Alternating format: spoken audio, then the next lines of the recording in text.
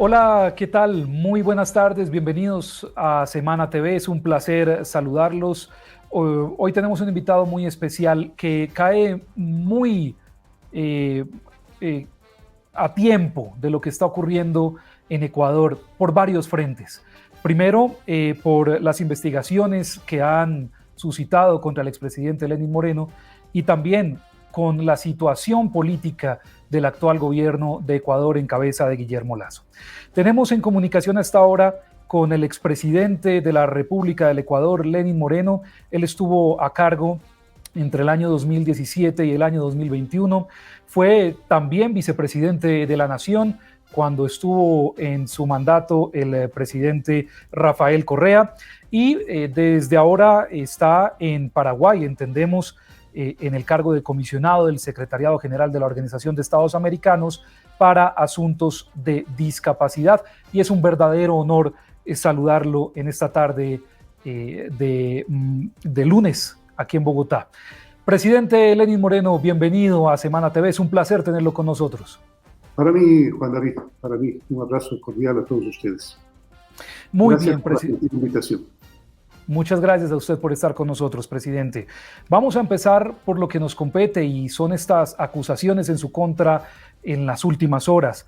¿Qué le puede decir usted a la Fiscalía y a quienes le acusan de corrupción por la adjudicación de algunos contratos con la empresa Coca-Cola Sinclair y también más emblemática de Revolución Ciudadana? Esas acusaciones que lo han llevado a usted a ser procesado en estos momentos por la Fiscalía e investigado también por estos delitos. ¿Qué le puede decir usted a la fiscal en estos momentos? Juan David, más que una investigación, es una persecución. Una persecución que yo sabía desde el inicio que se me podía venir encima. Federico Nietzsche decía, con respecto a sus conceptos filosóficos, me labrado, decía, un destino terrible. Yo sabía lo que iba a ser el futuro. Iba a ser un futuro de persecución. Se han demorado 4 años investigando y como no han podido encontrar absolutamente nada, han sacado, como de la chistera de un mago, cierto tipo de acusaciones con las cuales yo no tengo absolutamente nada que ver, por lo menos como acto de corrupción. Eso con respecto a lo que usted manifiesta de aquello que se ha llamado investigación. Presidente, a usted se le acusa de recibir coimas de hasta 76 millones de dólares, equivalente al 4% de uno de los contratos adjudicados. Si estas investigaciones le están apuntando a usted y no es así, como usted dice, y es una persecución, ¿a quién deberían estar apuntando estas investigaciones, presidente? Pero precisamente aquellos que conformaban el comité de deuda, el comité de contratación, el comité de investigación acerca de la viabilidad de los proyectos, que era el encargado del presidente Rafael Correa.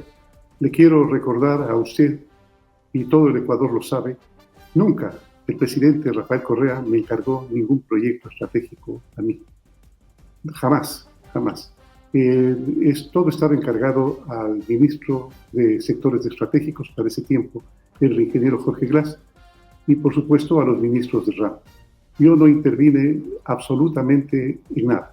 Todo viene por una visita que un día me realizó el embajador de China, como entiendo era su tarea, ya que un embajador tiene como propósito pues coadyuvar a que los proyectos que tiene su país con respecto a otro país pues salgan adelante. Me visitó el embajador de China y me dijo, señor vicepresidente, ¿podría usted por favor avisar, comunicar al presidente de la República que su propuesta de financiamiento ha sido aceptada? Y eso es lo que hice yo, porque el gobierno y todo el Ecuador estaba al tanto de que el proyecto más emblemático y más grande que se haya hecho jamás en el Ecuador hasta ese momento pues salga adelante. Yo le comuniqué al presidente así, precisamente, que había sido aceptado su propuesta de financiamiento, y en adelante, Juan David, no volví a conversar del tema ni con el presidente, ni con el ministro de Sectores Estratégicos, ni con el comité de deuda, ni con el comité de contratación, ni con los ministros de ramo. Nunca volví a conversar acerca del tema. Pero se sacaron del bolsillo del payaso, pues, se sacaron del bolsillo del payaso, de la chistera del mago, se sacaron la idea de que yo había supuestamente hecho ¿cómo es lo que le llaman? Matemática financiera del proyecto Coca-Cola. Mentira. Yo soy pésimo además para las matemáticas de cuento. Mi esposa me lleva la chequera. Presidente, me gustaría también preguntarle por una de lo que han hablado los medios en el Ecuador. Y para eso es esta entrevista, para aclararlo y que usted nos pueda contar en primera persona lo que ellos han publicado. Ellos dicen que alguno de esos dineros de las coimas que usted habría recibido, lo cual está obviamente por investigarse, de dónde salieron esos dineros para el apartamento de Alicante, España, y para comprar unos lujosos muebles, dicen los medios de comunicación, que los dejaron en su casa en Ginebra, Suiza. ¿Qué nos puede decir de esos dineros para esas compras, presidente? Dos cosas, Juan David. La primera, el departamento que dicen de Alicante. Algún momento decían que tenía 350 metros, otras veces de que yo pasaba mis vacaciones ahí. Le comento, jamás en la vida he visitado ese departamento de mi esposa y yo. Jamás en la vida he estado en la ciudad de Alicante. Nunca he estado en la ciudad de Alicante. Es más, ni siquiera sé las características que tiene el departamento. El departamento lo compró, eso sí, una señora amiga. Eso lo compró una señora amiga y pues hizo la transacción con una persona de España y para de contar. Con respecto a los muebles, cuando yo estuve como enviado especial del secretario general de Naciones Unidas en Ginebra, tuve la oportunidad de recibir la visita de múltiples amigos, múltiples políticos y múltiples empresarios.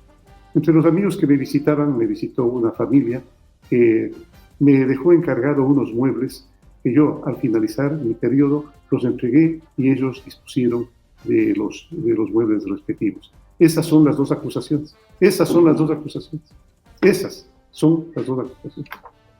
Presidente, de las acusaciones que tiene usted en su contra, ¿hay alguna a la que se le deba investigar al presidente Rafael Correa? Bueno, yo no puedo decirlo.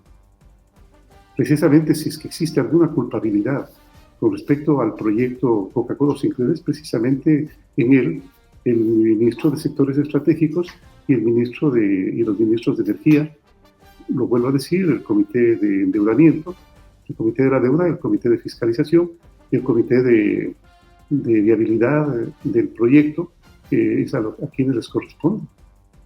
Lo que pasa es que ellos muy hábilmente invirtieron sobre mí por este único elemento de la conversación con el embajador de China. Le dieron sobre mí pues, prácticamente toda la culpabilidad y sobre eso machacaron. Pero hay algo más que es importante recalcar y que se nota bastante bien el momento en que una persona gana unas elecciones. Y usted perfectamente lo sabe porque se debe haber dado en su país también. Cuando un movimiento político, un partido político gana unas elecciones, enseguida empiezan a haber acomedidos, empiezan a hacerles guiños a las personas que han ganado las elecciones. En febrero, el 7 de febrero, el 5 de febrero pasado, no recuerdo el día exactamente, el correísmo ganó las elecciones seccionales, no de forma abrumadora. Prácticamente repitió aquella votación que había mantenido durante mucho tiempo y que le permitió perder la consulta popular que yo convoqué y perder también las últimas elecciones que ganó el presidente Guillermo Lasso. Ese es el acumulado que ellos presentan en este momento. Hay mucha gente que ha empezado a hacerle guiños al correísmo, pensando que de alguna forma van a obtener alguna dádiva. Yo pienso que no. Perfectamente los conozco, aprendí a conocerlos en el momento en que verifiqué cómo andaban las finanzas, cómo andaban los proyectos estratégicos, cómo andaba la corrupción en el periodo de Rafael Correa. Presidente, ¿va a cumplir usted la medida de presentación cada 15 días que le han ordenado a usted, que iniciaría el próximo 20 de marzo? Lo debe hacer incluso por primera vez. ¿Cómo va a manejar usted esos tiempos? ¿Va a asistir? Bueno, en principio sí. Tengo que averiguar a mi médico cómo me sentaría el viaje y las condiciones en las cuales voy a desplazarme, no se olvide que yo tengo una discapacidad. Yo tengo una discapacidad y la tendencia a hacer hemorragias internas. Y eso es peligrosísimo dentro de un avión. Pero pues voy a consultar con el médico. Creo que en primera instancia sí.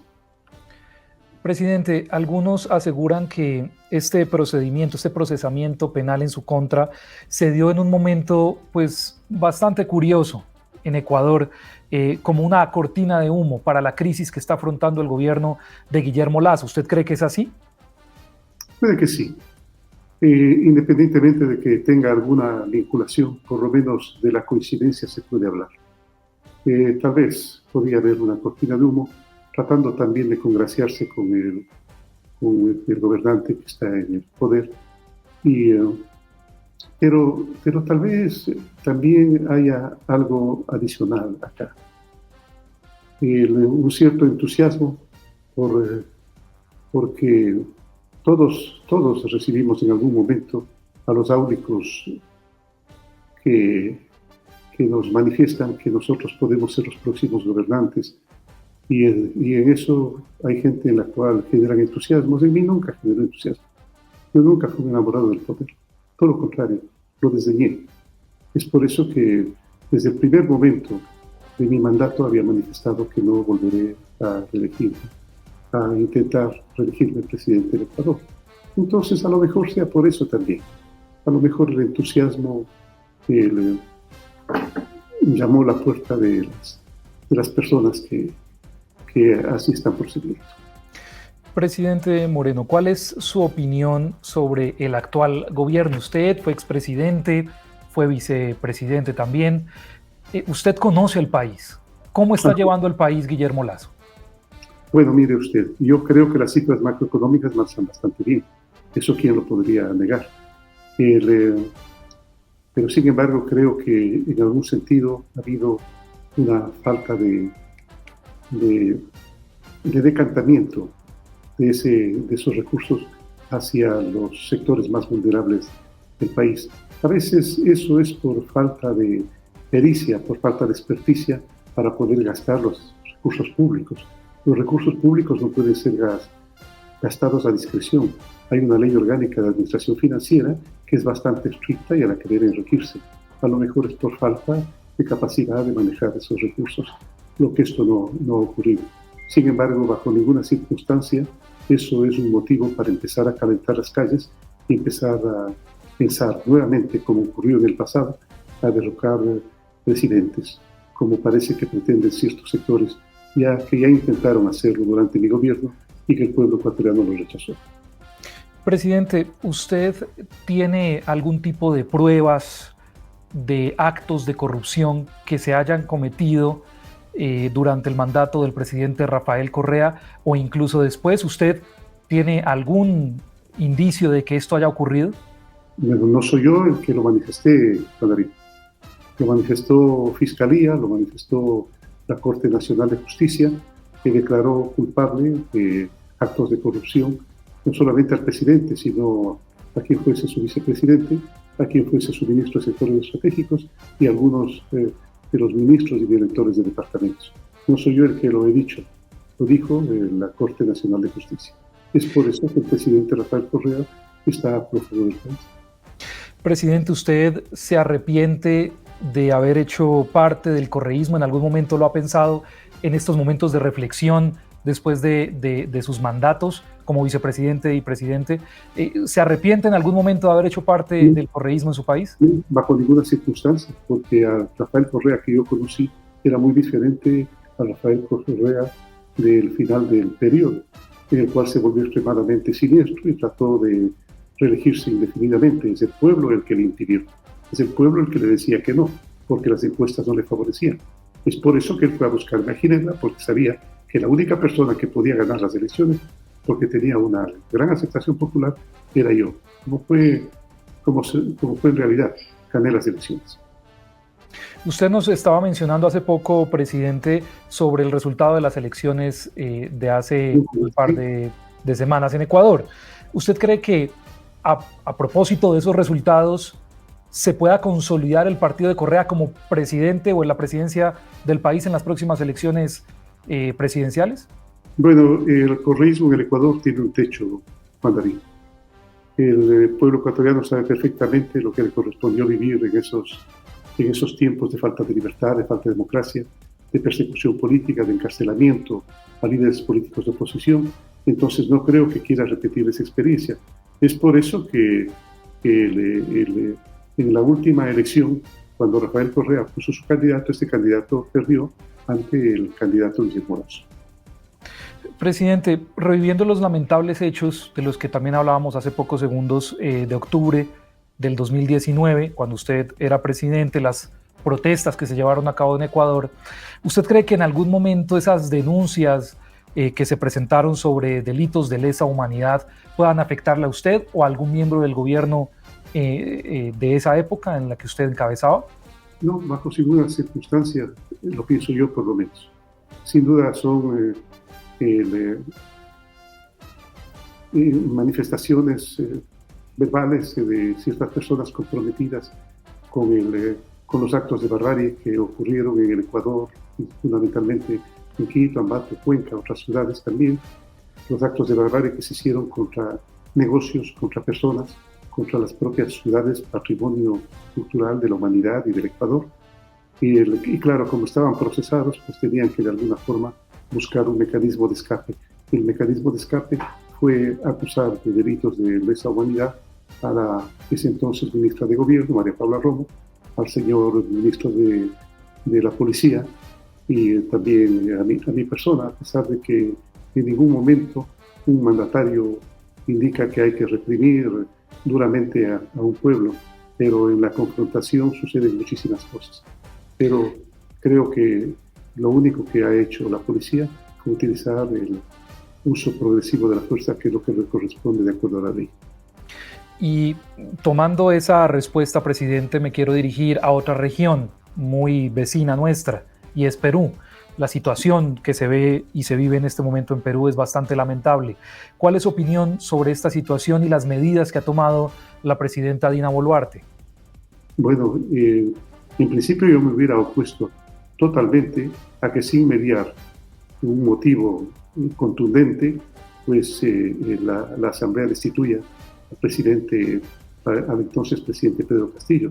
Pero no nos olvidemos nosotros que el presidente Castillo, violando la ley, violando la Constitución, tomó los poderes absolutos, lo cual no está contemplado dentro de la Constitución. Es por eso que la Asamblea, el Congreso de allá, la Asamblea se llama en Ecuador, el Congreso de allá pues decidió destituirlo y colocar en su lugar pues, a quien le correspondía de acuerdo a la ley de sucesión, que era ahora la presidencia Dina Boluarte. Pero ¿cree usted que ella está haciendo bien con lo que está, o cómo está usando la fuerza pública para poder detener estos enfrentamientos, las manifestantes? Y lo digo porque usted vivió algo similar en Ecuador, presidente. ¿Cree usted que está haciendo bien la presidenta tratando de detener esta problemática con la fuerza pública, por supuesto? Bueno, después del diálogo, después de los acuerdos mínimos, después de los consensos a los cuales no acudieron las personas que están en este momento manifestándose, pues la presidenta Dina Boluarte está ejerciendo el derecho a defender la Constitución. Si es que ha habido uso excesivo de la fuerza, si es que los fallecimientos se pudieron haber evitado, pues eso ya tendrá que ella responder ante la historia. Pero sin duda alguna los momentos han sido muy difíciles. Lo digo porque nosotros los pasamos allá. En Colombia también ocurrió en el periodo del presidente Duque. También sucedió en Chile en el periodo del presidente Sebastián Piñera. Así es que no es nada novedoso. Ellos calienten las calles, ellos envíen a personas que están bastante adoctrinadas para tratar de causar desmanes y después provocar muertes que a veces son hasta autoinfligidas con el fin de poder acusar a los gobiernos y poder destituirlos. Presidente, ¿cómo ve usted el liderazgo en la región, en Latinoamérica, el liderazgo de izquierda que ya ha tomado bastante fuerza, empezando por los países más cercanos a Ecuador? ¿Cómo ve usted este liderazgo de izquierda? ¿Lo ve positivo para los países de Latinoamérica? Bueno, nunca las cosas, de acuerdo a la dialéctica, regresan a ser exactamente lo que fueron. Siempre hay algunos cambios, que hay cambios sustanciales en cierto tipo de conceptos. Por ejemplo, ciertos conceptos en Colombia con respecto a los derechos humanos, ciertos conceptos en Chile con respecto a las dictaduras nefastas como la de Nicaragua y como la de Venezuela. Eso nos da una medida de que no necesariamente las cosas son exactamente iguales. Pero sin embargo, claro que es preocupante, no el triunfo de una tendencia política, sino el triunfo en más de una ocasión de posibilidades que se abren de tener regímenes autoritarios, antidemocráticos, que violen la libertad de expresión, que violen la independencia de funciones, que violen la autodeterminación de los pueblos. Presidente, ahora hablemos un poco de Colombia. Sé que es un país que usted conoce muy bien. Durante sus mandatos ha estado pues, muy presente y con una relación bastante fructífera entre ambos países. ¿Qué opinión le merece a usted lo que ha hecho hasta el momento, cómo usted ha visto el gobierno de Gustavo Petro en Colombia? Lo que usted nos pueda contar de lo que ha visto, más o menos sobre el presidente. Bueno, es muy difícil formarse una idea de cuál sea la real intencionalidad y la direccionalidad de un gobierno hasta no conocer exactamente su accionar.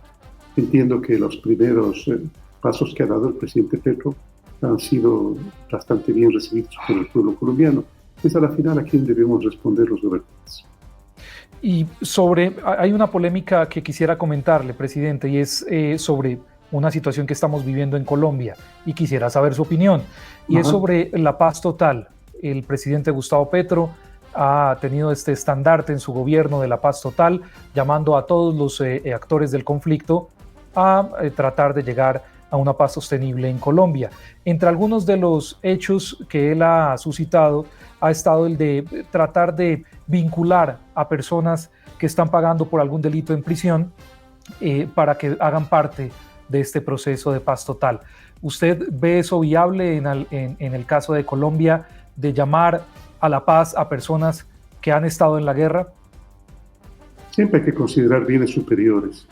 Así como la libertad, la democracia, la institucionalidad, la paz es un bien superior, que en más de una ocasión requiere un sacrificio o más de un sacrificio. Sin embargo, hay que asegurarse de que esa paz sea eso, precisamente, total. Que no se esté hablando de paz mientras se sigue masacrando, mientras se sigue pidiendo vacunas a comerciantes, a agricultores, ganaderos, mientras se sigue matando a la gente, mientras se comete asesinatos de todo tipo, inclusive los más crueles, y mientras se sigue secuestrando a la gente y traficando con sustancias estupefacientes. Es un poco difícil hablar de la paz mientras se está rompiendo, precisamente incumpliendo con esos mandatos constitucionales con esos comportamientos que violan mandatos constitucionales. Presidente, usted estuvo en el mandato de presidente del Ecuador y también de vicepresidente, y conoce muy bien la frontera con nuestro país, sabe los grupos armados que operan ahí y sabe las dificultades que le ha generado al pueblo ecuatoriano, sobre todo a la frontera con Colombia. Hace poco vimos que un militar ecuatoriano fue asesinado en la frontera por grupos de narcotraficantes y narcodelincuentes, como dijo el gobierno. ¿Cuál para usted es la solución de la frontera con Colombia para que cese un poco la violencia y más bien sea una política más dura con los narcotraficantes, pero sin afectar a ambos países? ¿Cuál cree usted que es la solución? Bueno, hay varias personas, y va creciendo a lo mejor el número, de aquellas personas que creen que la alternativa es legalizar la droga.